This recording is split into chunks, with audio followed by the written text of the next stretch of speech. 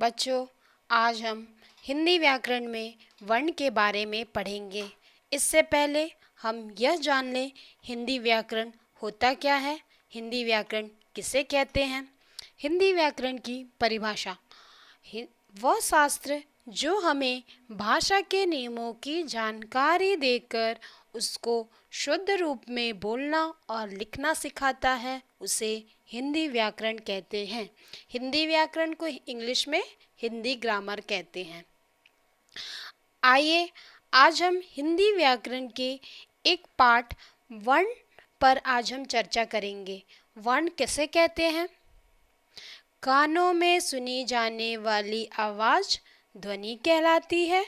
उस मूल ध्वनि को जिस प्रतीक अथवा चिन्ह से प्रकट किया जाता है उसे वर्ण या अक्षर कहते हैं। वर्ण की परिभाषा: वर्ण उस मूल ध्वनि को कहते हैं जिसे खंड या टुकड़े नहीं किए जा सकते, उसे वर्ण कहते हैं। उदाहरण अ, क, च, ट इत्यादि। ये सभी वर्ण को खंड नहीं किया जा सकता। उदाहरण द्वारा मूल ध्वनियों को यहाँ स्पष्ट किया जा सकता है, जैसे राम, र धन आ धन म धन अ बराबर राम। इन वर्णों को खंड नहीं किया जा सकता। इस अखंड मूल ध्वनियों को वर्ण कहते हैं। हर वर्ण की अपनी लिपि होती है। अब बात आती है लिपि क्या होती है। लिपि की परिभाषा: भाषा के लिखने के ढंग को लिपि कहते हैं। जैसे हिंदी एक भाषा जो देवनागरी लिपि में के अंतर्गत आती है और इस लिपि को वर्ण संकेत कहते हैं। वर्णों के समूह को वर्णमाला कहते हैं। हिंदी में 44 वर्ण या 44 वर्ण हैं।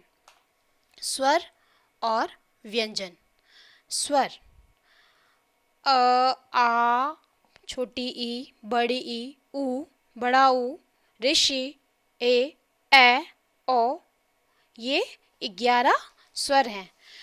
इसके साथ अंग और अह, जिसे अनुस्वर और विसर्ग कहते हैं।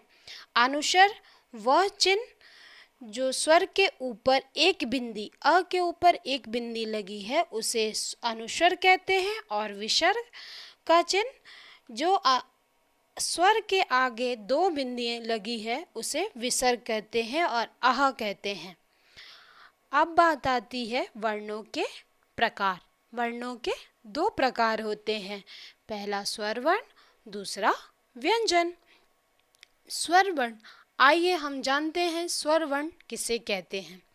स्वर को अंग्रेजी में वॉवेल कहते हैं।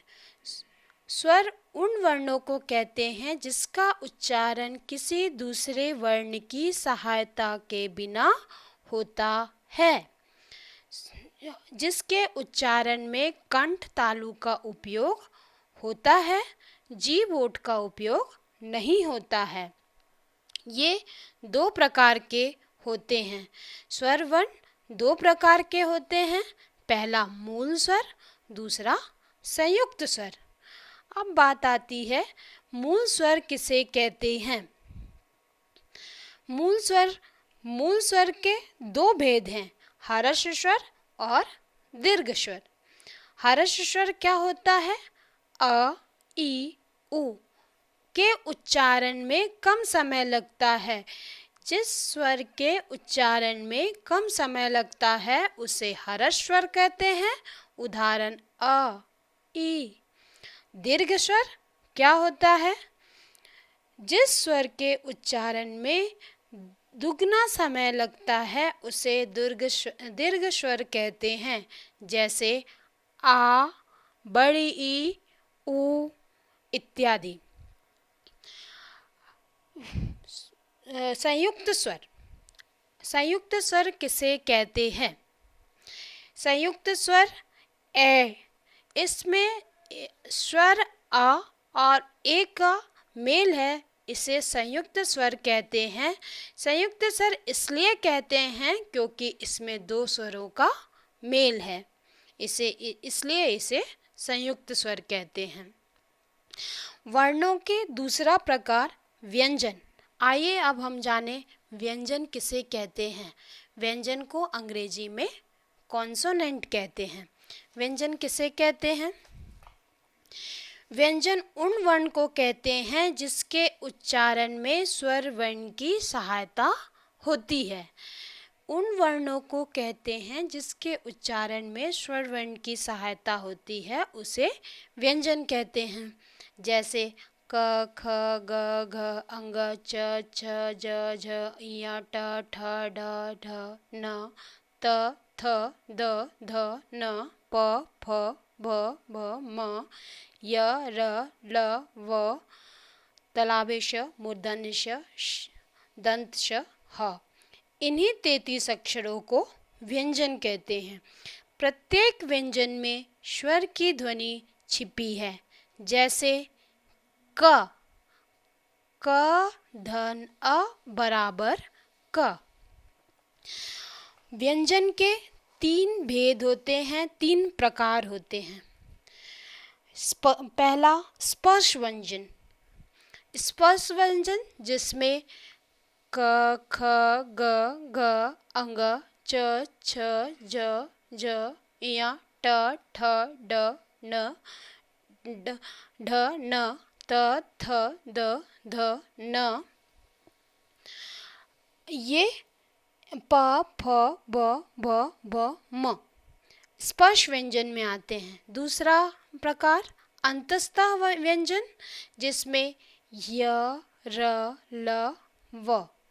ये 4 व्यंजन अंतस्थ व्यंजन के अंतर्गत आते हैं। और तीसरा और अंतिम व्यंजन ऊष्म व्यंजन है जिसमें तलाभे श, मूर्धन्य श, दंत श और ह आते हैं। ये 4 वर्ण आते हैं। इसके अलावा व्यंजन में 3 संयुक्त व्यंजन हैं। संयुक्त व्यंजन छ, त्र, ज्ञ। इसे संयुक्त व्यंजन क्यों कहते हैं? क्योंकि ये व्यंजन अन्य व्यंजनों को मिलाकर बना है। जैसे छ छत्री क धन श बराबर छ। 2 व्यंजनों के मेल से छ छत्री का बना है, इसलिए इसे संयुक्त व्यंजन कहते हैं। त्र, त धन र बराबर त्र और ज्ञ, ज धन ञ बराबर ज्ञ, इसलिए इसे संयुक्त व्यंजन कहते हैं।